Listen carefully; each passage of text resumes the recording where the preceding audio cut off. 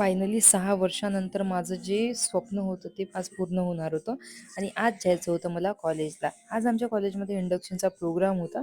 आता माझ्या मुलाला कोणी बघायला नसल्यामुळे मी त्याला सोबत घेऊन गेली कॉलेजला आणि कॉलेजमध्ये प्रोग्राम स्टार्ट झाला.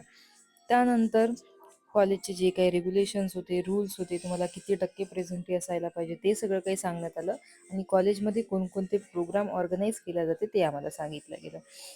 त्यानंतर ही जी फिलिंग होती ना, ती एवढी छान होती. मी आज 6 वर्षामध्ये पहिल्यांदा एवढी जास्त कॉलेजला एन्जॉय करत होती. कोणतीही गोष्ट आपल्याला जेव्हा खूप काटकसर करून मिळते ना, तेव्हा तिचा आनंद जो आहे, तो एवढा वेगळा असतो की खूप जास्त.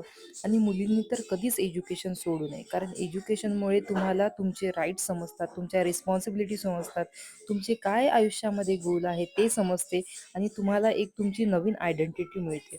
तर मुलींनी कधीही एज्युकेशन सोडू नये.